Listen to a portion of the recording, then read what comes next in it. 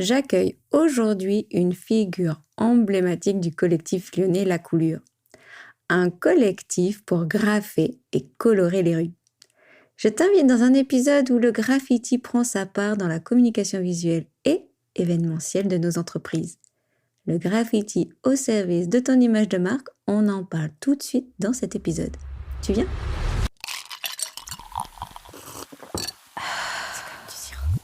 Imaginer, inventer, réaliser. Effectivement, c'est effectif. C'est de l'art ?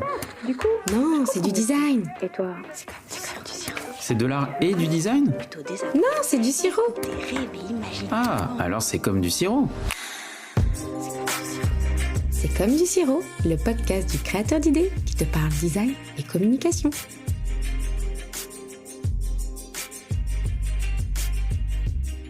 Bonjour Renaud, comment vas-tu ? Bah écoute, ça va. Super, je suis ravie de te recevoir dans cette capsule d'épisode consacrée au street design. Pour cet épisode, tu es venu nous parler de quelque chose qui te fait vibrer depuis plus de 15 ans maintenant. Pourquoi le graffiti Quel sens ça fait pour toi ? Alors, le graffiti, j'ai commencé il y a bien plus de 15 ans. Moi, j'ai commencé en 1998, quand j'étais ado. C'est quelque chose qui m'a beaucoup plu à l'époque. Moi, j'aimais bien dessiner.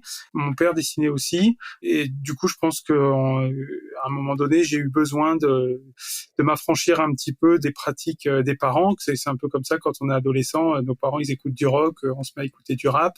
Maintenant, autre chose. Et c'était un petit peu pareil pour le dessin. Se dire, j'en ai marre un petit peu du dessin à papa et j'ai envie de faire un truc un petit peu plus cool. J'ai découvert le graffiti justement parce que j'écoutais du rap dans les clips, dans les magazines. Je commençais à en voir un petit peu autour de chez moi, mais j'habitais quand même à la campagne, donc il n'y en avait quand même pas énorme. Et en fait, ça m'a tout de suite plu. J'ai rencontré quelqu'un dans mon collège qui en faisait un petit peu. Pour moi, c'était un roi du milieu, mais en fait, quelques années après, je me suis vite aperçu qu'il avait lâché et qu'en fait, c'était vraiment, il avait juste quelques semaines de plus que moi dans la pratique. Mais comme souvent au début, on est assez impressionné par ceux qui maîtrisent un petit peu mieux que nous. Et du coup, je me suis lancé là-dedans, dans le graffiti, parce que c'était quelque chose qui me paraissait assez fou, assez incroyable. Ça repoussait les limites de ce que j'avais l'habitude de voir. Et du coup, j'ai commencé tout doucement, à mon rythme, de petit débutant dans le milieu du graffiti. On appelle ça un toy. C'est vraiment un rigolo, quoi. Et du coup, j'ai commencé tout doucement ma pratique du graffiti. Du coup, tu es passé du crayon à la bombe, si je comprends bien. Exactement, ouais. Exactement. Mais de toute façon, quand on pratique le graffiti, il y a toujours une grosse partie de dessin. Personne ou très peu de gens attaquent les murs directement à la bombe, ou sinon c'est la catastrophe. Il y a toujours pour quelques graphes réalisés, il y a surtout au début beaucoup de dessins, à noircir des feuilles, à s'entraîner, à tracer notre nom en tag, en graphe, essayer de recopier souvent au début les lettres des autres, essayer de les adapter à notre nom et développer son style comme ça. Mais il y a beaucoup plus de temps de dessin sur papier que de temps de réalisation à la bombe. Et j'imagine qu'il faut quand même un certain temps avant de s'y faire, parce que le tracé sur papier, ça n'a rien à voir finalement en termes de technique avec la bombe. T'as mis combien de temps à t'exercer, à essayer d'avoir un petit peu cette maîtrise du geste ? Alors ça m'a pris plusieurs années, parce que déjà j'avais pas une pratique, même si j'étais à fond dedans, j'avais pas une pratique quotidienne non plus.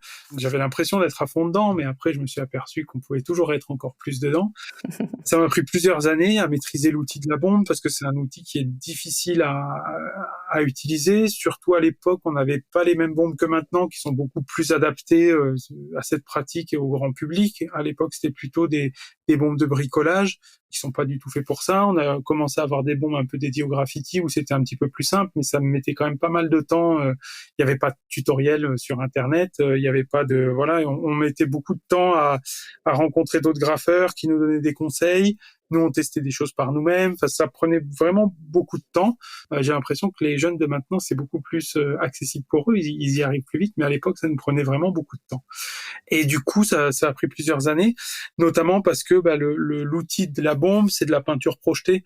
L'outil crayon, pinceau, marqueur, les outils qu'on a plutôt l'habitude d'utiliser, notre outil, il est collé au support. Du coup, c'est quelque chose qu'on a l'habitude de manipuler depuis toujours.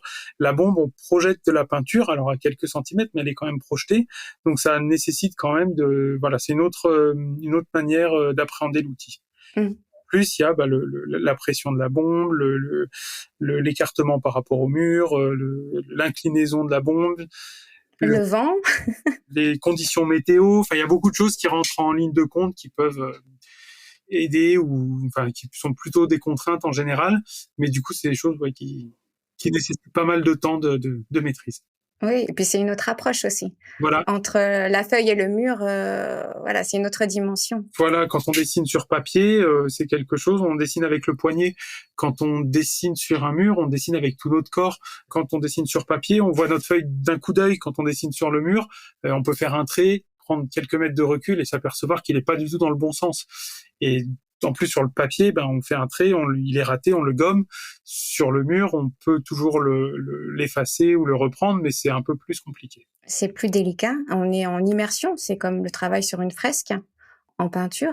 J'imagine que tu dois travailler sur des esquisses ou peut-être déjà faire une première ébauche, non, sur le travail? Oui. Toujours pour savoir un petit peu où je vais. Alors, ça arrive parfois de faire un truc un peu plus freestyle quand c'est pour un truc un peu plus à l'arrache, on va dire. Mais quand c'est sur des grands murs peints ou des choses comme ça, ou des commandes, je fais toujours une esquisse pour moi savoir où je vais, pour rassurer mon client ou le partenaire qui nous met un mur à disposition. Et souvent, on travaille ensemble. On y viendra tout à l'heure, mais du coup, j'ai créé le collectif La Coulure où on travaille à plusieurs et du coup, c'est vachement important pour nous de définir ce qu'on va faire parce que alors il y a des gens qui travaillent ensemble et le freestyle appelle le freestyle et compagnie, mais nous, c'est pas du tout notre manière de faire. Du coup, c'est super important pour nous de préparer des maquettes. Oui, justement, je voulais qu'on parle de ton collectif. Tu as créé ce collectif en 2007, si je me trompe pas. Oui, c'est ça. Donc, c'est ça les fameux 15 ans. 16 ans maintenant, d'ailleurs. Bientôt une date anniversaire, non? Là, c'est la 16e année. C'est l'été. On l'a monté en juillet ou août 2007. Donc là, on vient de passer l'anniversaire des 16 ans. Mais nous, on n'est pas trop anniversaire. Du coup, on traverse, on traverse les années sans s'en apercevoir. Vous n'aimez pas les bougies? Si, pour nos 10 ans, on a fait une grosse peinture à Villeurbanne pour célébrer nos 10 ans et on est content. Elle est toujours sur place. Voilà. Mais c'est le seul anniversaire qu'on n'ait jamais célébré. D'accord. Donc, du coup, 16 ans que ce collectif a été créé. Tu n'es pas tout seul. Tu l'as créé, du coup, avec Dr Chips. Je crois. Est-ce que tu veux nous parler un petit peu de ton collectif, des intervenants, comment vous travaillez et puis pourquoi avoir créé ce collectif? J'imagine qu'il y a une raison. Oui. Alors, pour répondre à une question qui est passée un petit peu à la trappe tout à l'heure, oui, on est lyonnais, effectivement, mais à la base, on n'était pas de Lyon même. Je te disais qu'on habitait à la campagne, on vient de l'île d'Abo, ou dans le Nord-Isère, un espèce de désert culturel coincé entre Lyon et Grenoble. Et en 98, ou par là, je dirais entre 98 et 2000, j'ai rencontré Dr Chips et on était un peu les deux seuls à peindre dans notre coin. On s'est aperçu après qu'il y avait d'autres graffeurs qu'on a connectés plus tard, mais à ce moment-là, on avait l'impression d'être un peu seul au monde. Et du coup, en fait, on essayait d'apprendre entre nous en partageant et compagnie. Dès qu'on avait un petit peu de temps libre, on prenait le train pour venir à Lyon parce que c'était un petit peu là que tout se passait. Et du coup, entre, je dirais 2000 et 2007, on a commencé à peindre, on a commencé à avoir des premières commandes rémunérées. On a chacun eu des parcours de vie un petit peu différents, mais le fait d'avoir ces commandes de peinture, ça nous permettait en fait de toujours se retrouver une fois par mois, 2 fois par mois ou une fois tous les 2 mois pour continuer ces peintures. Et pour nous, c'était ça a permis de faire perdurer cette collaboration. Et en 2007, du coup, on a décidé de monter le collectif La Coulure pour mettre il nous fallait une signature commune à notre travail parce qu'on travaillait vraiment comme un seul artiste et aussi d'une manière très terre à terre pour continuer à avoir des commandes et puis développer le côté professionnel. Il fallait qu'on ait un statut, donc on a monté ce collectif pour pouvoir facturer notre travail et puis avoir une existence légale aussi. Et c'est là aussi où on s'est déclaré en tant qu'artiste-auteur à la Maison des Artistes, ce qui nous a permis aussi d'officialiser notre travail, de plus être uniquement des petits trucs à droite à gauche au black. D'exister dans la sphère professionnelle du street art et de la communication. Exactement, et puis d'avoir sur nos sur nos feuilles d'impôt, c'est écrit qu'on est artiste. Enfin, voilà, il y a quelque chose qui est quand même un petit peu intéressant. Alors, artiste, je parle d'artiste, moi, avec un petit A, pas avec un grand A. On n'a pas cette prétention. On en parlera tout à l'heure de ça, mais au moins, voilà, notre pratique créative, on trouvait que c'était une bonne manière de la faire reconnaître que de se déclarer officiellement. Et accessoirement, ça nous a permis aussi de plus développer le côté professionnel, d'avoir plus de commandes et de montrer un petit peu patte blanche le fait d'avoir un statut. Et ça nous a permis, à partir de 2008, d'en faire notre boulot à plein temps. Cette réassurance est devenue du coup facteur pour pouvoir vous développer, évoluer sur la sphère professionnelle. Exactement, parce qu'aussi on développait notre réseau et nos contacts depuis quelques années, mais du coup ça nous a quand même pas mal boosté, notamment parce que du coup on avait une existence légale, donc c'était plus facile de travailler avec des entreprises ou des mairies, et aussi parce qu'on s'y consacrait à plein temps. Et que du coup, ça, forcément, quand on passe du temps sur quelque chose, on a plus de chances de le développer que si on n'y passe que du temps pendant nos vacances, nos week-ends. Évidemment, il faut pouvoir être à 100% opérationnel sur son activité pour pouvoir la développer. J'ai une petite question pour moi surtout, en fait. Pourquoi la coulure? Comment vous avez trouvé ce nom, la coulure? D'où ça vient? Alors, c'est jamais facile de mettre un nom sur quelque chose comme ça, sur un collectif, sur un travail, parce qu'on a une sacrée pression, mais tu dois avoir connu ça quand vous avez choisi le nom de votre agence. Enfin, je pense que tous ceux qui choisissent un nom passent un jour par là, parce qu'on sait que ça risque de durer longtemps, qu'il faut l'assumer longtemps. C'est une signature, en quelque sorte aussi. Exactement. On voulait un nom qui nous ressemble. On voulait pas un nom à l'américaine. Il y a beaucoup de graffeurs qui prennent des noms à l'américaine parce que c'est une culture qui vient des États-Unis. Et on voulait surtout pas ça parce que ça nous ressemblait pas. Donc on voulait un nom français, on voulait un nom un petit peu rigolo parce qu'on a un univers graphique assez ludique et assez fun, et nous-mêmes on estime être des gens assez sympas. Du coup on voulait un petit peu quelque chose qui reprenne tout ça, et surtout en fait on avait l'idée de pas forcément faire que de la peinture, mais pourquoi pas s'orienter vers d'autres choses, de la bande dessinée ou du graphisme ou des choses comme ça, ce qu'on a aussi fait de manière épisodique, mais on voulait pas un nom qui soit uniquement tourné vers le graffiti, et on trouvait que la couleur c'était un nom. Vous voulez pas vous enfermer dans le graphe. Exactement. Et on trouvait que c'était un nom qui pouvait s'adapter à plusieurs choses, et surtout la couleur de base c'est plutôt un truc quand on fait du graffiti, quand on commence, c'est quelque chose qu'on évite de faire. Enfin, c'est un petit peu une erreur. Voilà, en manipulant mal la bombe, on fait des coulures. Et nous, on a un style qui est très très propre, où il n'y a pas du tout de coulure. Enfin, surtout à l'époque. Maintenant, on se lâche un petit peu plus. Donc, c'était aussi un pied de nez à notre style. Ça nous faisait rigoler d'avoir un nom qui reflétait pas tout à fait notre travail, mais qui faisait quand même référence d'une manière ou d'une autre. Oui, c'est un petit clin d'œil. Voilà, et nous on adore ce nom, et c'est assez rigolo parce que on a eu plusieurs réflexions parfois dans des milieux professionnels assez carrés, de gens qui nous demandaient mais pourquoi vous avez choisi ce nom, ça fait pas sérieux, c'est bizarre quand même. Sur le coup ça nous a paru bizarre, et surtout pourquoi vous travaillez avec nous déjà. et en fait on s'est aussi dit que les gens qui comprennent pas ou qui trouvent notre nom pas sérieux, on se dit qu'ils comprennent pas notre démarche non plus, donc c'est pas grave. Nous on la comprend, et les gens qui la comprennent, on apprécie travailler avec eux, et puis pour les autres, tant pis. Alors moi, la coulure, je me doutais qu'il y avait un petit clin d'œil justement sur cette contrainte un peu technique liée au graffiti, et je trouve que c'est super original en fait. La coulure, on a envie de jouer un petit peu avec, c'est vraiment agréable même quand on le prononce, puis c'est quelque chose qu'on retient. Oui, c'est ça aussi. Et ouais, voilà. Alors on l'a pas choisi volontairement en se disant on veut un nom qui se retient bien, ou un nom qui soit en premier dans les listings alphabétiques, dans les chartes. Voilà, ou avec un mot-clé, parce que du coup c'est pas un mot que les gens vont taper par hasard pour nous trouver ou quoi que ce soit, mais du coup c'est un nom qu'on a juste choisi comme ça parce qu'il nous faisait plaisir, et nous on fonctionne beaucoup comme ça à l'instinct, et en fait voilà, on l'aime beaucoup, il nous représente bien, et on voudrait pas en changer, c'est vraiment... Pas en changer. En tout cas, il correspond à votre ADN, à vos valeurs. Il vous distingue. Donc déjà, il joue bien son rôle, comme on dit. Ouais. Et puis on s'est aperçu aussi que les gens le retenaient bien parce que justement, il était un petit peu en dehors des noms habituels. Ou du coup, les gens le retenaient bien. Donc on s'est dit, chouette, parce que c'est aussi la base du graffiti, c'est de faire retenir son nom. Les gens, quand ils écrivent leur nom le long des voies ferrées ou sur les trains, c'est pour faire voir leur nom. Et du coup, on s'est dit, les gens retiennent notre nom. Alors même si maintenant, ce qu'on fait, c'est plus du graffiti, mais voilà, on s'est dit, ça garde cet esprit du graffiti, d'avoir le nom un nom impactant que les gens peuvent retenir. Du coup, tu as déjà commencé un petit peu à en parler de votre style, de votre tracé. Moi, de ce que je connais de vous, il y a un côté très propre, comme tu disais, le tracé, il est net. On est dans un style très flat design, proche de la bande dessinée ou de la caricature. Je ne sais pas si je peux employer ce mot-là. Est-ce que tu peux nous parler un petit peu de tes inspirations, de ce travail, de ce style ? Alors nous, effectivement, on a un style qui est très simple, très cartoon, très bande dessinée. On est clairement inspiré par ça, par l'univers de la bande dessinée, du jeu vidéo.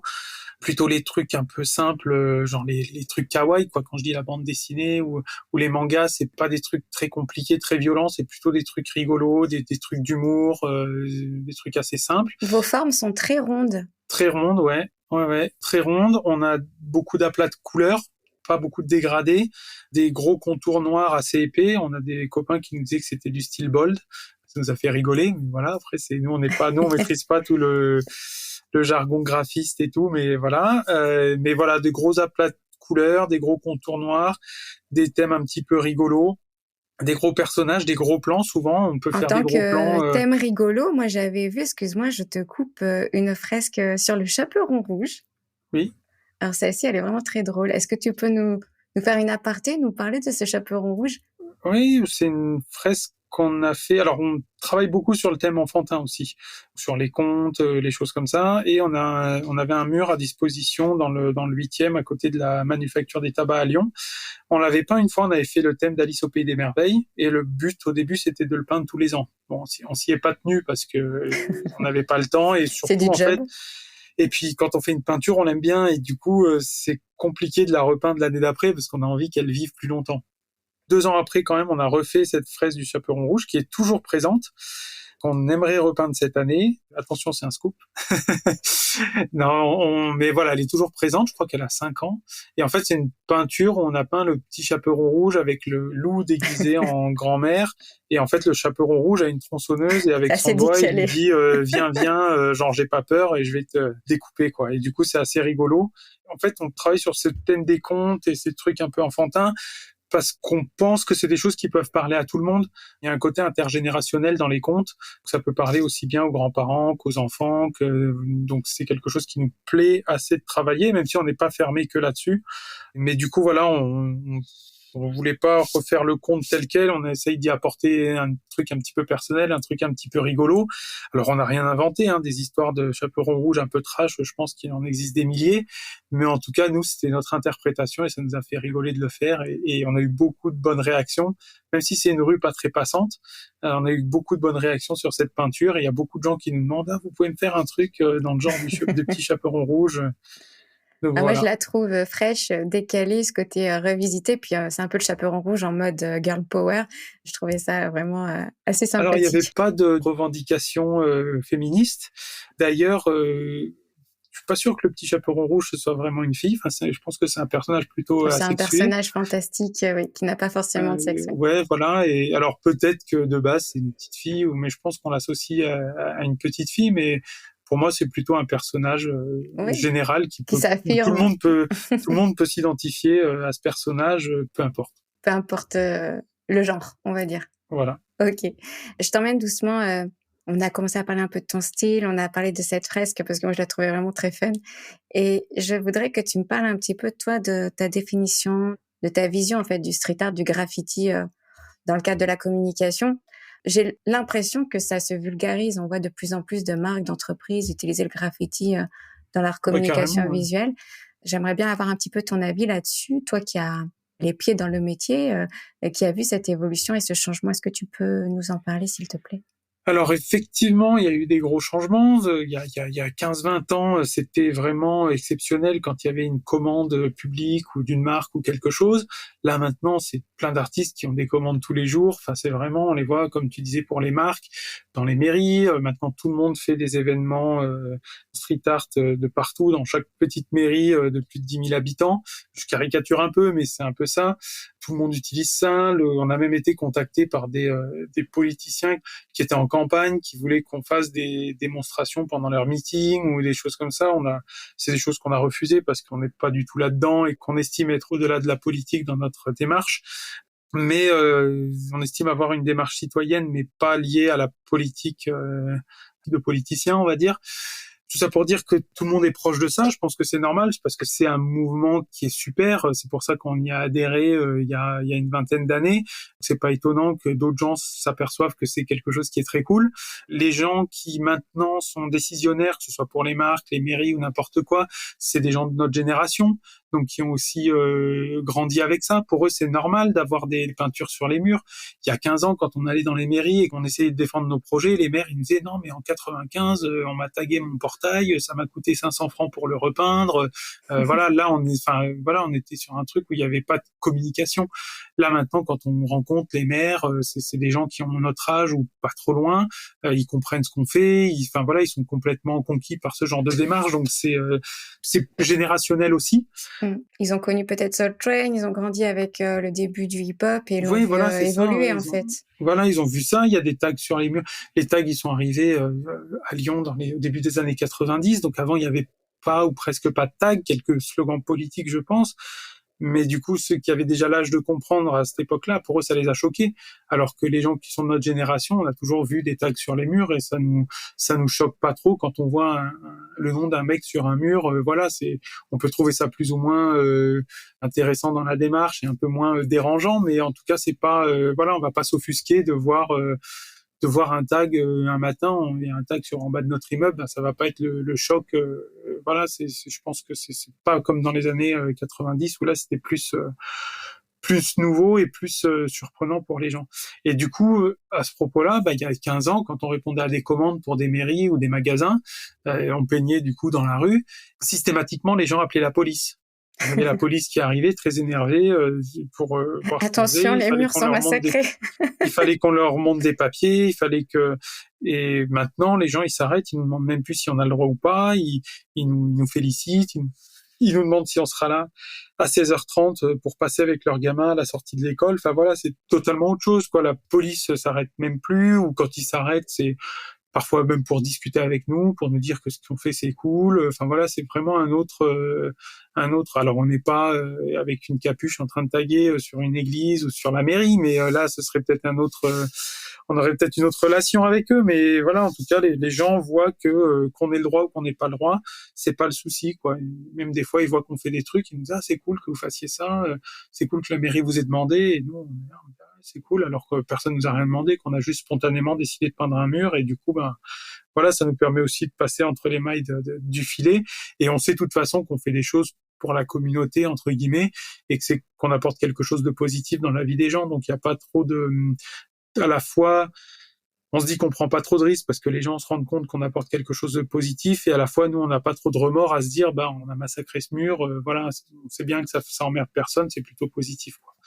Quand on avait 20 ans, on taguait, on s'en fichait, c'était pas le sujet. Maintenant, on est plutôt dans un truc, on essaye de trouver un bon équilibre, un truc un petit peu constructif. Enfin, voilà, on trouve que c'est chouette, et ça nous permet aussi d'échanger avec les gens quand on peint des murs. Pour nous, l'échange avec les gens est vachement important dans notre démarche générale. On fait beaucoup d'ateliers participatifs, on échange beaucoup avec les gens. Quand on peint, on n'est pas avec nos écouteurs dans notre monde, on est vraiment dans une démarche d'ouverture, et c'est ça qui nous plaît beaucoup.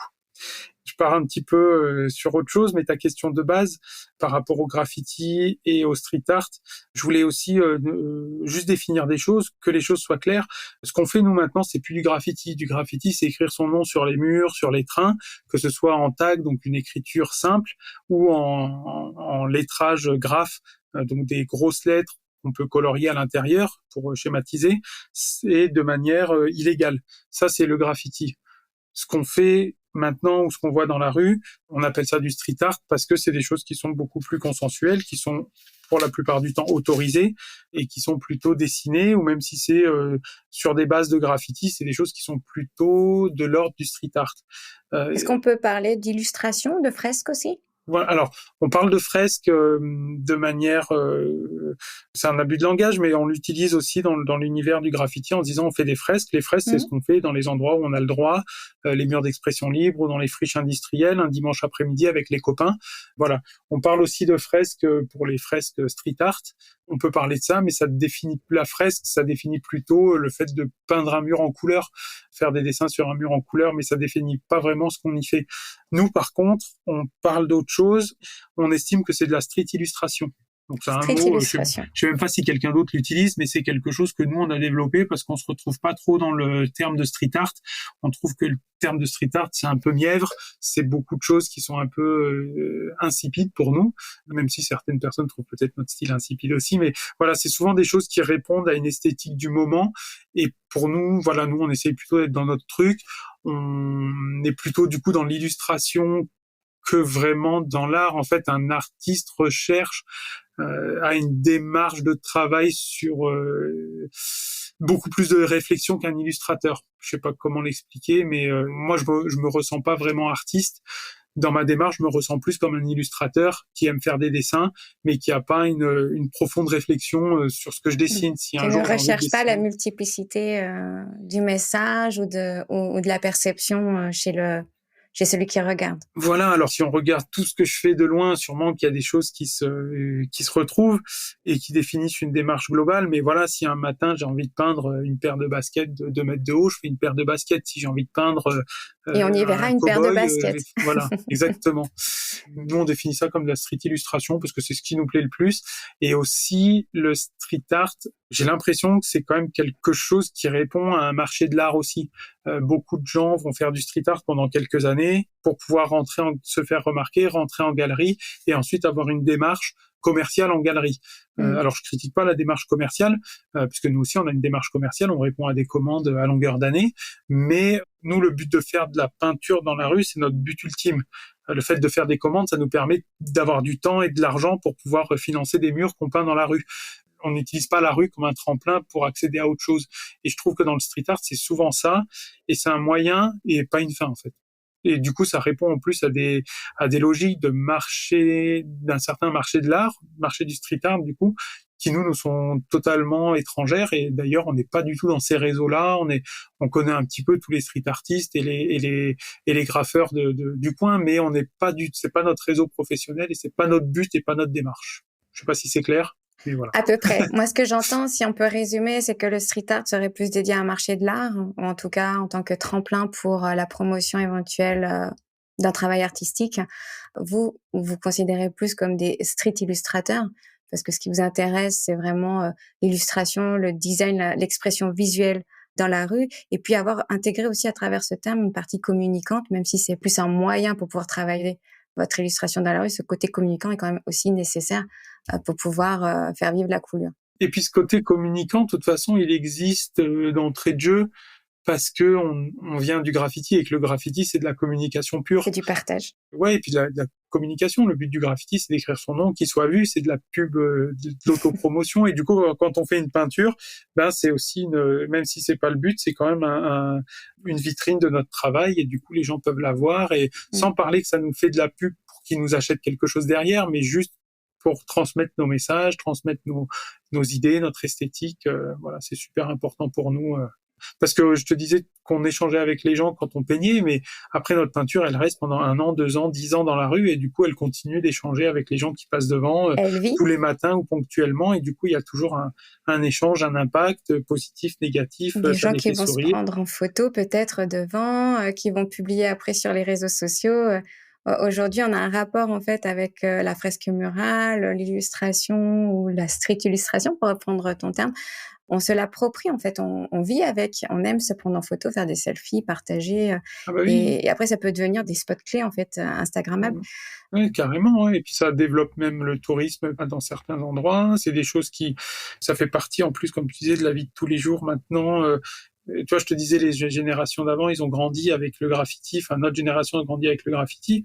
Mais là, maintenant, les jeunes qui vont arriver après, c'est normal d'avoir des murs peints dans les rues. Voilà, autres que les trompe-l'œil de l'époque, un peu papy-mamie, d'une mamie. C'est vrai qu'à Lyon, on a beaucoup de trompe-l'œil aussi, donc on peut en parler. Du coup, je rebondis sur ce côté communication, sur cette expression visuelle. On a vu effectivement que la perception, en tout cas le rapport à cette expression visuelle a changé. Les marques, les entreprises de plus en plus se l'approprient. Et moi, j'aimerais savoir, tu as un style bien ancré, vous avez votre patte. Pourquoi en fait on vient vous voir? Que recherche-t-on quand on fait appel à votre collectif? Et toi, quelles seraient les applications que tu pourrais conseiller auxquelles on ne pense pas forcément dans sa communication? Alors, nous, on a deux types de gens qui font appel à nous. C'est soit des gens qui veulent juste trouver des gens, des graffeurs ou des street artistes et qui font appel à nous et qui comprennent pas qu'on a un style défini et qu'on va pas faire n'importe quoi. C'est un petit peu la faute à nous, tous les graffeurs, parce que au début des années 2000, on a accepté de faire tous les styles, toutes les peintures. C'était juste une manière pour nous de gagner un peu d'argent facilement.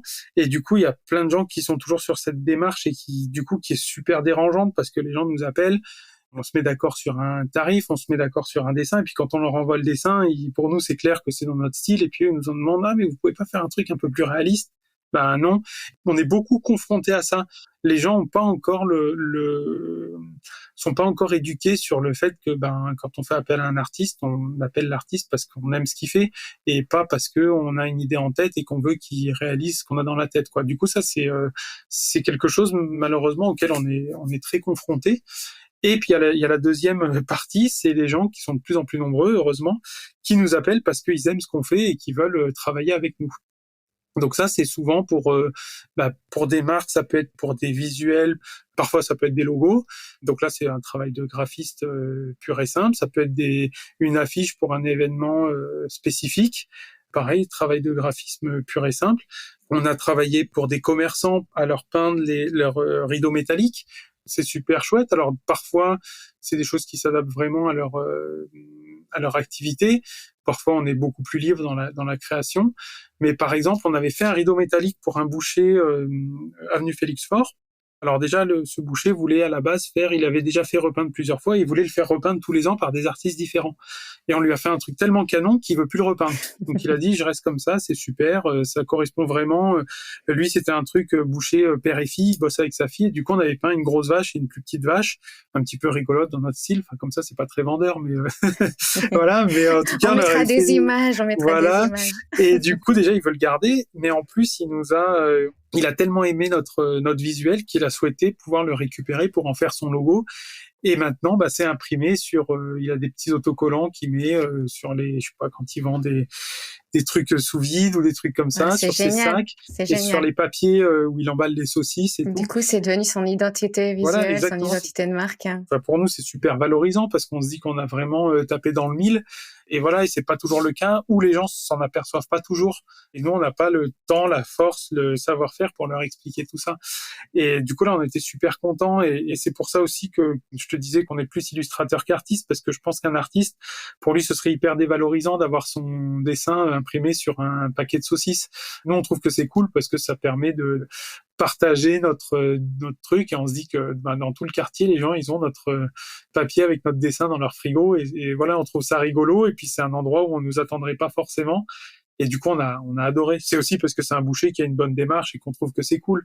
On n'imprimerait peut-être pas nos dessins sur des slips à Monoprix, par exemple. Enfin, ça reste quand même dans un truc un petit peu de commerce local, de démarche artisanale et de bons produits. Donc voilà, c'est ça aussi qui nous plaît, quoi. Ouais, le projet, alors, vous parlez, vous avez pu exprimer aussi. Alors des fois, on se fait piéger. On travaille pour des gens et les visuels sont exploités d'une autre manière, ou on s'attendait pas à ça, ou ils sont modifiés. Enfin, des fois, c'est compliqué, mais après, voilà, je pense que c'est le problème de tous les créatifs qui travaillent pour quelqu'un. Et voilà. Après, il y a beaucoup de communication à faire là-dessus. Je pense qu'il y a beaucoup de gens qui ne savent pas ce que l'on peut faire avec telle ou telle création. Et je pense que ça, il faudrait qu'il y ait un peu plus de vulgarisation, en tout cas, oui, carrément, des échanges un petit peu plus didactiques, pédagogiques. Parce que, prenons l'exemple de la photographie. Autant un logotype ou une affiche, c'est cadré. Mais par exemple, pour une photographie, beaucoup de personnes ne savaient pas qu'il fallait forcément citer le photographe à chaque fois qu'on utilisait la photo, par exemple. Et que c'est pas dans tous les cadres et puis lui demander éventuellement son autorisation si c'est fait dans une démarche de publication, de commercial. Exactement. Et c'est marrant parce que du coup les gens sont sensibles à ça, par exemple pour la musique, parce Oui. que on a vu des émissions depuis toujours de un tel qui gagne sa vie parce qu'il a fait un seul morceau, que ci, que ça, qui gagne des droits d'auteur. Mm. Mais pour le visuel, les gens sont pas encore. Voilà, on peut très bien. Il y a une culture à développer en tout cas par rapport aux droits d'auteur, effectivement, graphiques. Mais par exemple, je sais pas, si je suis au restaurant et qu'il y a le copain d'un copain qui on mange ensemble et qui me demande de dessiner sur la nappe un scorpion, autant 6 mois après, il en aura fait son logo pour son magasin. Et alors que les gens savent pas en fait et se rendent pas compte de ce genre de choses. De Et l'impact. puis quand tu vas leur demander des comptes, t'as l'impression d'être c'est toi un peu le con qui vient lui demander des comptes et qui vient essayer de l'escroquer ou quoi que ce soit, alors qu'à la base, c'est plutôt toi qui te fais voler ton travail. Oui, Mais bon, après, je pense qu'il faut le voir d'une manière vraiment pédagogique. Je pense qu'il y a un gros travail à faire là-dessus, c'est que les gens ne savent pas. Pour eux, droit d'auteur est lié peut-être à une peinture, à une œuvre d'art qu'ils considèrent telle que, liée à la photographie, à la musique, comme tu disais, ou une sculpture. Mais c'est vrai que sur la partie street art ou sur la partie graphique, il y a beaucoup de travail à faire. Ouais, non, je suis Mais tout ça, à faut fait d'accord. l'expliquer. Ça, et c'est aussi notre rôle en tant que professionnel Ouais, mais de ça le prend faire. du temps. Ça prend du temps, ça prend de l'énergie, ça prend, voilà, aussi, on a Ça l'impression prend la aussi tête. peut-être, voilà, de répéter, mais c'est important de le faire. Et si tous les professionnels du milieu le font, du coup, les choses vont s'ancrer. Oui, petit à petit, j'en suis persuadé. On est parti super loin. Je vais te ramener tout Ouais. doucement vers la fin de l'épisode. J'ai trouvé ça génial. On a pu avoir ta vision et ta définition du street art et maintenant de la street illustration. C'est un nouveau mot que je vais pouvoir employer grâce à toi. Je sais pas s'il y a beaucoup d'autres gens qui l'assument autre que nous. Faudrait que je fasse des recherches, mais En tout cas, on va l'assumer à 200% pour cet épisode, la street illustration. Moi, ça me va parfaitement. J'aimerais savoir un petit peu, qu'est-ce que tu conseilles à tes clients, à ceux qui viennent te voir avant de démarrer un projet? Comment ça se passe, en fait? Les gens nous contactent déjà, c'est comme ça que ça fonctionne et c'est beaucoup plus confortable que nous parce qu'on s'aperçoit que quand nous on essaye d'aller vendre un projet à des gens, même gratuitement ou pas cher parce qu'on a absolument envie de peindre un mur, on s'aperçoit que du coup les gens prennent l'ascendant sur nous et que du coup on finit par se faire un petit peu bouffer sur ce qu'on voudrait faire, donc c'est plus confortable quand les gens nous font appel à nous. Les gens nous contactent, on se met d'accord sur leur univers, sur ce qu'ils veulent peindre, parfois sur des thèmes. On a bossé récemment pour Bayard, c'est une entreprise qui fabrique des bornes à incendie. Je pense que c'est les leaders français, voire européens de la borne incendie. Et du coup, alors on a customisé des bornes à incendie qu'ils offraient à leurs meilleurs clients ou des choses comme ça. Mais surtout, ils nous ont commandé une grande peinture murale dans leur usine. Et du coup, au début, on s'est dit, mince, qu'est-ce qu'on va faire sur 20 mètres de long, des bornes à incendie, on n'a pas grand-chose à dire dessus. Et en fait, en discutant avec eux, en visitant leurs ateliers, en nous montrant des applications de leur travail, en fait, ça nous a permis de nous rendre compte de ce qu'ils faisaient et ça nous a permis d'échanger avec eux et de pouvoir leur faire une super peinture murale où on voit toutes les applications des bornes à incendie. Donc, il y a un pompier qui éteint un feu. Il fabrique aussi des fontaines à eau où on tourne à côté des jeux pour enfants. Donc, on a fait des enfants qui s'éclaboussent avec un papy qui les engueule et plein d'autres choses comme ça, un chantier avec des tuyaux sous la terre. Et du coup, ça nous a permis de partir d'un thème à la base pas très fun et qu'on comprenait pas trop et sur lequel on n'avait pas d'idée. Il y a des thèmes, des fois, on nous les donne et hop, on sait déjà ce qu'on va faire en 5 secondes. Et il y en a où on se dit, oulala, qu'est-ce qu'on va faire? Et il faut rentrer en immersion, en fait, voilà, d'avoir des gens qui nous font confiance aussi, en se disant, eux, ils ont un savoir-faire, ils vont pouvoir nous proposer quelque chose de cool. Alors bien sûr, nous, on a fait un truc dans une usine, c'est des mecs qui travaillent plein de graisse sur les mains et avec des gros outils. On leur a fait un truc un peu rigolo, genre bande dessinée. Au début, ils se sont dit, ah ouais, qu'est-ce que c'est que ça? Mais la personne de la com qui nous a commandé ça, elle a su le défendre et elle l'a pris vraiment à bras le corps pour dire non, on va faire ça parce que si, parce que ça. Et alors qu'eux, ils s'en foutaient, les mecs de l'usine, on leur aurait peint une nana nue, ça leur aurait plus plu. Enfin voilà, c'était oui, pas mais je pense que c'est pas à destination des employés ou des personnes qui y travaillent, c'est à destination de la clientèle aussi. Oui, voilà aussi, et puis même des gens qui y travaillent, mine de rien, le fait de pas toujours avoir ce qu'on aurait voulu, ça permet d'ouvrir l'esprit sur autre chose. De développer l'image de marque de l'entreprise, Voilà. son identité. Bon. Mais en fait, du coup, au final, ça a super bien fonctionné. Ou je sais pas, une fois, on avait peint pour Lafarge, on avait peint un camion toupie. Donc, il livrait le béton sur les chantiers. Et on le voyait passer dans la rue des fois et qui tournait. Alors là, on le voit moins. Je pense qu'il doit avoir pris, il doit être parti à la casse, ce camion. Et du coup, il tournait dans la rue. Et on avait peint, on avait fait fond gris comme si c'était du béton. Et avec des bonhommes un peu genre bonhomme patate, un peu genre Barbapapa, qui étaient dans le béton un peu, voilà. Et c'était des mecs de chantier. Donc, ils avaient une truelle, ils construisaient un mur, mais ils étaient à la fois perdus dans ce béton qui tournait. Et nous, on le trouvait super rigolo. Et au début, le mec qui conduisait ce camion, il a pas kiffé, quoi. C'est ses boss qui avaient commandé ça parce que pour eux, ça faisait sens. Mais lui, au début, il disait, mais qu'est-ce qu'ils m'ont fait?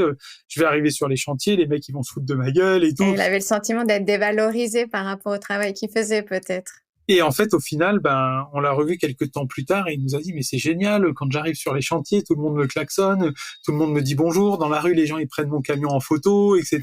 Et c'était une autre manière d'aborder les choses et aussi de sortir un petit peu de ce côté un petit peu macho, de se dire c'est un camion de chantier, on va peindre un truc.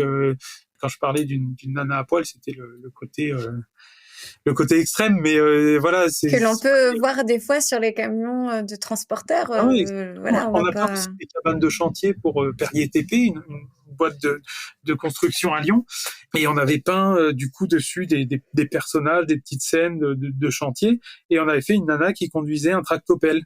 Parce que du coup, le but, c'était aussi de montrer qu'il n'y a pas que des hommes, de montrer que, parce que du coup, toutes nos peintures, quand on essaye toujours de travailler sans avoir un discours hyper revendicatif, mais juste de se dire, on va pas écrire en gros, les femmes aussi conduisent des tractopelles, mais si on peut faire un petit clin d'œil, montrer de la diversité, montrer, voilà, être inclusif, plus inclusif. C'est important pour nous, mais que ce soit discret, quoi. On va pas, mais les mecs de l'entreprise, quand ils ont vu peindre ça, ils sont venus voir, il y avait la nana dans le chantier. Alors déjà, ça allait dans le camion de chantier. Déjà, ils étaient un peu choqués, un peu dérangés. Machin. Ça les a secoués. Ils disaient, mais il n'y a pas de filles et tout chez nous. Et puis du coup, il y a une nana qui passe et qui dit, une nana des bureaux, c'est, mais si, la machine, elle conduit des camions et tout. Il fait, ah oui, c'est vrai et tout, il y a machine. Enfin voilà, ça leur était même pas venu à l'esprit. Et puis il y en a un qui me dit, mais t'aurais dû la faire à poil et tout, machin, nanana. Voilà, on changeait de cadre. Et en fait, c'était rigolo parce que la nana, elle était dans son tractopelle, il y avait que sa tête qui dépassait de la vitre. Et du coup, je dis, mais tu sais pas, est-ce qu'elle est habillée dans son tractopelle et tout? Et du coup, il a regardé le truc, il a réfléchi 2 minutes, et il m'a fait, c'est vrai. Et puis il est parti. Ça m'a fait rigoler parce que je me suis dit, ouais, en fait, c'est juste une espèce de posture, des habitudes et surtout de leur peindre une nana à poil sur leur cabane de chantier, ce serait l'échec. Ce serait pas C'était pas l'objet, j'imagine, de votre intervention. Pas le but et c'est pas notre démarche en général voilà. En tout cas, ça permet de faire changer, de secouer un petit peu, de titiller, de faire changer le regard. Voilà, de créer des discussions parce que du coup, c'est sûr que si on fait sur chacun ce que chacun attend, alors déjà on peut jamais mettre tout le monde d'accord, mais en plus s'il avait eu une nana à poil sur son truc, il aurait été content, il aurait dit c'est génial, il serait parti. Et là en fait, ça a permis de créer une petite discussion et je pense que c'est cool. Oui, je pense que c'est du coup réussi puisque c'était le but aussi de cette création. Je te remercie Renaud, je voulais juste que tu me dises un petit mot sur tes étapes de créa. Comment tu procèdes, toi, enfin, le collectif en général, comment ça se passe, en fait? Donc, on travaille à 2 ou à 3 en général sur les projets, même si une seule personne réalise le projet, parce qu'on est parfois, même souvent, lié à des problèmes soit de temps, d'organisation ou de budget. Parfois, on aimerait bien être à plusieurs sur un projet, mais on peut clairement pas aller à 3 sur un projet, alors qu'on pourrait être à 3 sur 3 projets différents dans la journée. Mais en tout cas, on essaye toujours de travailler la création à plusieurs, parce que chaque création est signée la coulure. On les signe pas en tant que personne, on les signe la coulure qui représente le collectif, et le collectif, c'est comme si c'était un seul artiste. Donc ça veut dire qu'il faut aussi que toutes les personnes du collectif les assument. Moi, je peux pas partir dans un truc et me dire, allez, je vais aller faire ça, rien à faire des autres, et je signe quand même la coulure. Il faut quand même que ce soit un truc qui nous représente tous. Et pour ça, en fait, nous, on travaille ensemble, on se met d'abord d'accord sur ce qu'on va faire, on a un temps d'échange sur chaque projet, on se fait un petit croquis rapide en se disant, là, on peut faire ci, on peut faire ça, non, rajoute plutôt, enfin voilà, un temps d'échange entre nous. Ensuite, en général, il y en a un seul qui finalise une maquette ou qui avance sur une maquette sur l'ordinateur parce que c'est pas pratique de travailler à plusieurs sur un même dessin. Et puis on a des étapes de validation plus ou moins régulièrement en fonction de quand la personne qui est sur sa tablette graphique soit a des questions, ben on en parle, ou soit quand des fois on passe dessus, on jette un coup d'œil, on fait mais pourquoi tu fais le fond bleu, fais-le plutôt rouge. Enfin voilà, on a un échange un petit peu comme ça à la volée. Et à la fin, une fois qu'on a quelque chose d'à peu près carré, on regarde encore une fois le dessin et on se refait un moment de validation où soit tout cool et on se dit mais c'est super, on a un truc cool, ou soit on se dit là on peut changer ci, on peut changer ça. Et plus on a d'étapes, plus on a d'échanges, et plus au final on est content de notre dessin parce qu'on arrive à pousser les choses.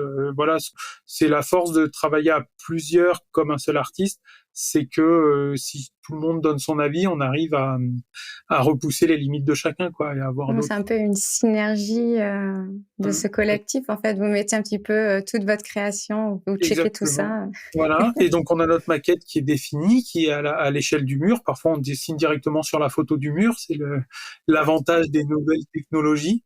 Parce qu'on redessine toujours le mur, mais maintenant, avec les Photoshop, les machins et tout, les tablettes, les iPads et tout, c'est super pratique. On prend une photo et puis on dessine directement dessus. Enfin, c'est génial. Ça nous permet de savoir où tombent parce qu'on a des contraintes c'est pas comme quand on travaille sur une affiche ou sur un dessin sur un papier. Il y a des fenêtres, il y a peut-être des canalisations, voilà, exactement, comme ça. plein de choses qui peuvent modifier, interférer. Du coup, ça nous permet de les prendre directement les contraintes et de pouvoir surfer dessus.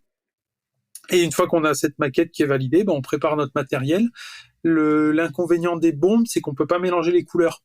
Quand on travaille à la peinture, on peut avoir plein de pots de peinture, et puis si on n'a pas un gris foncé, on a un gris clair, on rajoute un peu de noir et c'est bon. La bombe de peinture, il faut qu'on ait une bombe de chaque couleur dont on a besoin. Donc ça nécessite pas mal de préparation de matériel aussi pour avoir le matériel qu'il nous faut. Et puis vu qu'on bosse quand même sur des grosses surfaces, quelqu'un qui bosse sur une toile, il peut avoir tout son nuancier de bombes dans son atelier et ça lui va très bien. Nous, on bosse sur des très grosses surfaces, du coup, il nous faut parfois pas mal de quantité. Et puis, on bosse beaucoup par aplat. Donc, si on commence un aplat d'une certaine référence de couleur, on peut pas le continuer avec une autre. Sinon, ça se verrait. Si on peint avec des mélanges de couleurs et il y a moins de contraintes, on peut mélanger, rattraper une couleur. Si c'est pas tout à fait le même, c'est pas grave, on le dégrade dessus ou quoi. Mais nous, on a vraiment besoin d'avoir les bonnes quantités, des bonnes couleurs. Du coup, ça, c'est une grosse contrainte de la bombe de peinture, même si la bombe de peinture a plein d'avantages. Ça, c'est une des grosses contraintes. On prépare notre matériel et puis ensuite, on va peindre sur le mur.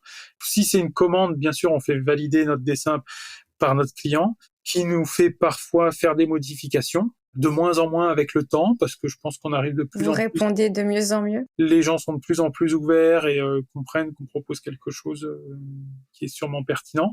Donc, on fait les modifications éventuelles et ensuite, on va et on fait la réalisation. Donc, à un artiste, 2 artistes, 3 artistes, 4 artistes, ou plus, des fois, si vraiment il faut, en fonction des disponibilités, du projet en lui-même. Et on réalise une réalisation fidèle à la maquette. Souvent, les gens sont impressionnés que ce soit autant fidèle à la maquette. Et nous, ça nous semble normal parce qu'on leur vend un truc et faut pas qu'on leur fasse un dessin et que ce soit complètement différent au final.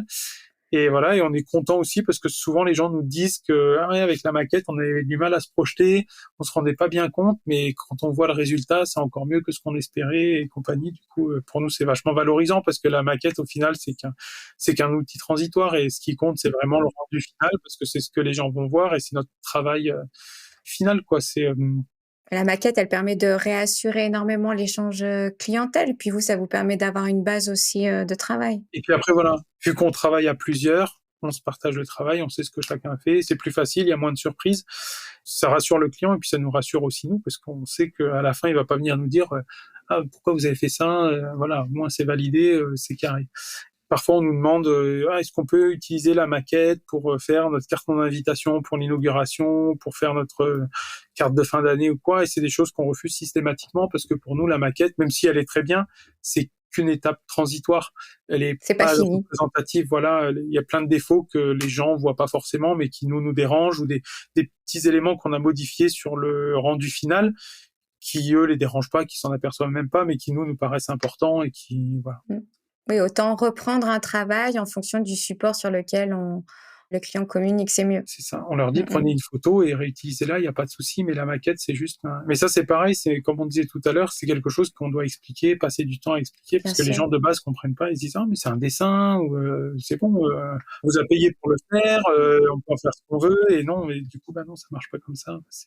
Oui, il faut Mais bon, réadapter au format, il faut regarder aussi les autres contraintes. il est déjà fait, de toute façon, c'est pas grave pour vous, ça change rien, mais bon, voilà, Ça reste de l'éducation. voilà. Exactement.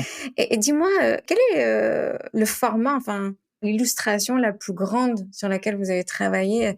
Est-ce que ça nécessitait peut-être même des nacelles? Je ne sais pas. Oui, bah, régulièrement, on travaille avec des nacelles, on a nos permis de nacelle, hein. Quand on va les passer, on est avec des électriciens et des mecs du bâtiment. C'est assez rigolo parce que nous, on a rien à voir avec tout cet univers. On utilise des nacelles, on utilise des fois, on est avec des trucs harnachés. Alors, on n'est pas en rappel, mais on est sur des bords de trucs, et du coup, on est obligé d'avoir une ligne de vie D'accord. Vous transformez en alpiniste? ouais, voilà, c'est des trucs où des fois on a des échafaudages. Quand c'est sur des gros trucs, ça arrive qu'on peigne des trucs. On a peint un château d'eau dans le 71.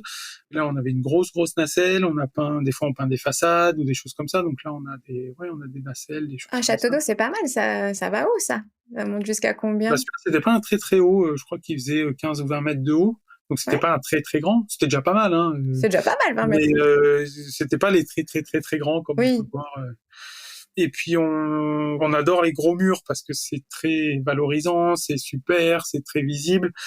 Après, les gros murs, c'est quand même très fatigant. Du coup, on est de plus en plus l'âge aidant partagé entre on a envie de faire des gros murs, mais quand on fait des petits murs, c'est bien aussi de la coulée douce.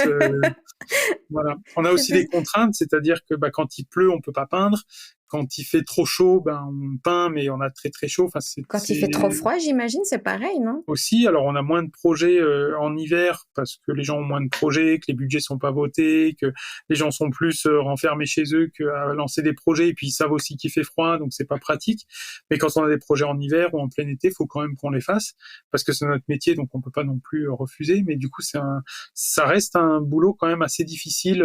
Voilà, on n'est pas Des des contraintes. artistes dans notre salon à peindre des toiles en slip tranquille, à s'arrêter quand on veut. Là, on a des contraintes. Quand on part loin, on se fixe une semaine pour faire un mur, il faut qu'on le fasse parce que il y a des frais de déplacement, d'hôtel, de choses comme ça qui, voilà, on peut pas se permettre de se dire au lieu de faire une semaine, on va se la couler douce, le faire en 2 semaines. Non, c'est pas c'est un vrai boulot, quoi. C'est quand on va peindre des murs à côté de chez nous comme ça pour rigoler et discuter avec les passants, ça c'est chouette. Quand on fait des gros murs, c'est vraiment Ouais. c'est Ça demande faut de y la aller. ressource. On est toujours content d'y aller, mais on est content de rentrer chez nous à la fin. Du coup, est-ce que tu aurais une recommandation, un conseil particulier pour celles qui voudraient communiquer sur les murs? Trouver le bon artiste déjà qui propose quelque chose en lien avec ce dont vous avez envie de communiquer. Moi, je pense que c'est vraiment intéressant de choisir un artiste pour sa patte graphique et de vraiment lui laisser aussi, une fois qu'on a validé, d'avoir un rapport de confiance en se disant j'aime ce qu'ils font, on va leur valider, ils pourront faire ce qu'ils veulent. Pas ce qu'ils veulent, mais proposer quelque chose dans leur univers et être ouvert à l'univers de l'artiste. Pas avoir une idée préconçue et se dire voilà, j'ai vu un truc une fois, un requin peint sur un mur, il était génial, je veux la même chose. Non, ça marche pas comme ça. Nous, on a eu pas mal de déceptions, surtout quand on bosse avec des grosses marques. Par exemple, on a bossé pour Bandai Namco. Ils nous ont appelé pour faire un grand Pac-Man dans la salle de sport de leur entreprise. Du coup, on était très contents de faire un Pac-Man de 3 ou 4 mètres de haut. Et au début, ils nous ont appelé en nous disant on aime votre style, on aimerait que vous redesignez un Pac-Man à votre style sur notre mur. Du coup, on était très contents de faire ça. On leur fait une proposition. Ils envoient le visuel aux ayants droit, donc la branche japonaise, qui dit non, c'est Pac-Man, on n'a pas le droit de retravailler Pac-Man, il faut qu'ils le refassent comme ça. Et ils nous envoient des dessins de Pac-Man qu'on a dû reproduire sur le mur. On l'a quand même fait parce qu'on était avancé dans le projet, qu'on était quand même content de peindre Pac-Man parce que c'est un peu toute notre enfance et du coup c'était cool. Mais c'est une peinture qui aurait pu être une de nos peintures préférées et qui au final est une peinture qu'on n'aime pas du tout parce que on n'a pas pu y apporter ce qu'on aimait faire. Et je trouve que c'est super dommage parce que du coup là ils auraient imprimé un poster, il l'aurait collé sur le mur, ça aurait été pareil. Et il n'y a pas la valorisation d'apporter la touche d'un artiste. Oui, parce que tu es dans l'exécution, en fait. Donc, c'est désagréable. C'est une posture très désagréable. Voilà, et c'est aussi la différence entre un exécutant et un créatif, en fait. Et du C'est coup, le ça. créatif, il a besoin d'apporter ce qu'il veut, enfin, c'est quelque chose de personnel, alors que l'exécutant, on va lui dire, ben, fais ça et il va le peindre. Et il faut aussi faire attention quand quelqu'un veut faire une peinture, de trouver quelqu'un qui soit créatif plutôt qu'un exécutant, parce que le créatif va pouvoir apporter quelque chose en plus. Oui, puis toute la valeur ajoutée que l'on peut apporter dans la création, qui est l'accompagnement, la force de conseil, les propositions, le positionnement. Et ça, un artiste peut l'apporter, mais un graphiste, un directeur artistique aussi. Enfin, tout ça, c'est une question aussi d'expérience et de savoir-être et de Voilà. savoir-faire. Et cette expérience, elle est super intéressante pour que l'artiste va pouvoir proposer dans cette collaboration, parce que c'est une collaboration. En fait, quand une marque font appel à nous, la plupart du temps, pour eux, ils sont clients, donc ils nous demandent ce qu'ils veulent. Ils achètent ce qu'ils veulent. Ils sont comme à Carrefour, ils se servent, ils prennent ce qu'ils veulent. Nous, c'est pas du tout ça. C'est une collaboration, parce que nous, on propose pas des trucs préfabriqués. Ils viennent pas nous acheter une toile et puis on aime bien, on la met là. On va créer quelque chose ensemble. Donc il y a un côté collaboration et il faut être ouvert à cette collaboration. Sinon, ça marche pas. Être ouvert à la collaboration, c'est une belle recommandation, ça. Être ouvert à la collaboration et au partage pour créer. Voilà, ce truc de Pac-Man, là, il n'y avait pas du tout d'ouverture à la collaboration et du coup, c'est dommage parce que ça fait un projet qui, eux, ils sont sûrement très contents de se dire, on a des street artistes qui nous ont fait Pac-Man en grand, mais en fait, non, c'est pas. Après, Voilà. c'est une expérience qui sert de leçon aussi. Peut-être que sur les prochains projets, travailler un petit peu plus la pré-prod. Malheureusement, c'est nous qui essuions les plâtres et ça s'est passé plusieurs fois et du coup, ça fait un peu rager. On a pareil pour la FIFA quand il y a eu la Coupe du Monde féminine, il y avait la finale à Lyon. La FIFA nous a demandé de peindre un mur dans le Groupama Stadium qui va sûrement rester pas mal d'années. Et au début, ils nous ont dit, vous pouvez prendre la mascotte de la finale. Donc, c'était la fille de Footix, donc un petit poussin. Mm-hmm. Et du coup, on s'est dit, génial, on peut retravailler la mascotte dans notre style. Nous, c'est tout ce qu'on veut dans notre vie, de faire des petits bonhommes rigolos, c'est toute notre démarche d'illustrateur. Et du coup, on leur propose le truc et pareil, ça part au service marketing qui sûrement gère des impressions de mascottes sur des mugs dans des entreprises en Chine ou je sais pas quoi et qui nous disent non, vous pouvez pas redessiner la mascotte, elle doit être comme elle est. Le fond, vous pouvez faire ce que vous voulez, mais la mascotte, vous pouvez pas. Et du coup, on a trouvé ça super dommage parce que pareil, on a refait la mascotte telle quelle.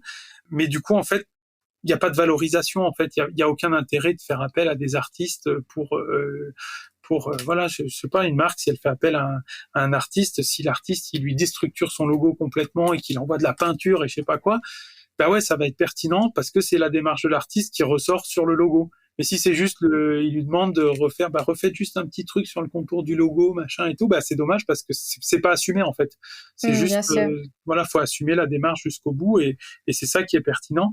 Et rien n'est éternel, c'est-à-dire que même si, le Pac-Man qu'on a fait, c'était juste une peinture sur un mur. On n'avait pas refondu toute la communication autour de toute l'identité visuelle. Voilà, donc on trouvait que c'était dommage de pas, une fois de temps en temps, se dire, allez, on assumer cette déclinaison graphique, finalement. C'est comme une déclinaison. Voilà. Et en plus, c'est des choses qui peuvent, comme le mec là, de la boucherie, où au final, ça peut déboucher sur des trucs encore plus importants parce qu'on se dit, ah ouais, c'est vraiment super.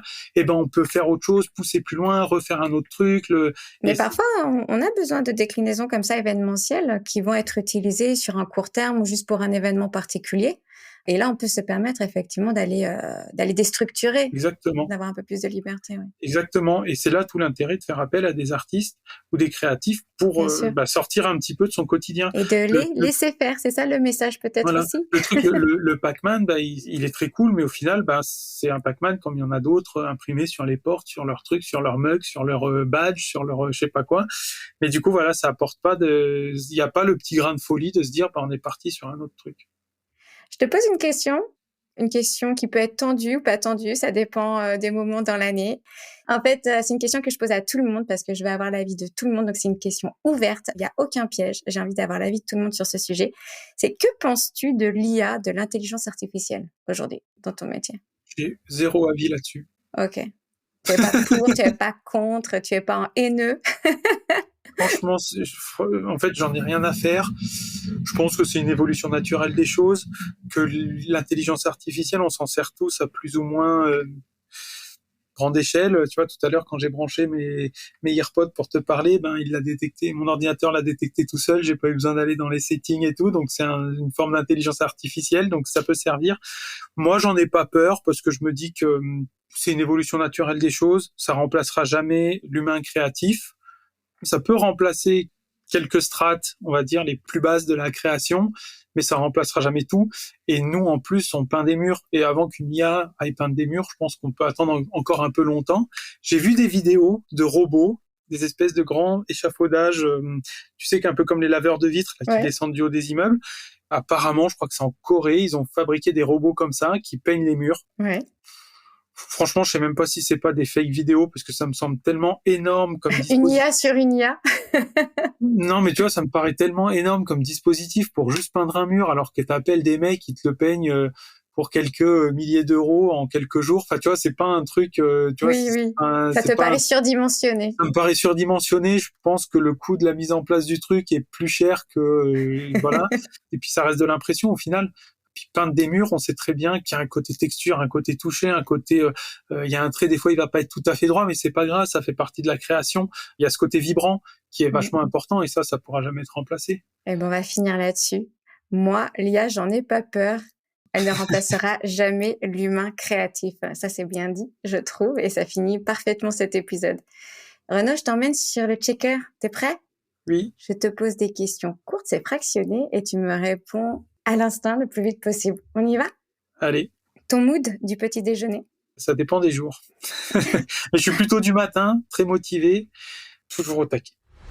Un mentor ou une inspi? Alors moi, je suis plutôt dans l'illustration rigolote et j'ai deux grands dessinateurs que j'adore. C'est Akira Toriyama, donc le papa de Dragon Ball, mais pas que, et Kisaring. Le nom d'une marque? Non. Non, j'ai pas d'amour particulier pour les marques. Du coup, non. Un projet? Celui qui a marqué ta vie? Alors, si c'est du côté créatif, tout ce qui est passé et on est toujours moi, je suis toujours dans le futur. J'ai du mal à archiver, j'ai du mal à regarder, à compiler. J'ai tendance même à oublier pas mal de projets que j'ai déjà fait parce que je suis déjà dans les projets qui arrivent, dans les projets du futur et c'est ça qui m'excite. Une couleur? Le bleu, parce que j'ai du bleu devant moi. Un mouvement esthétique, un mouvement graphique? Moi, ce serait plutôt le mouvement hip-hop parce que c'est par ça que c'est là-dedans que j'ai grandi.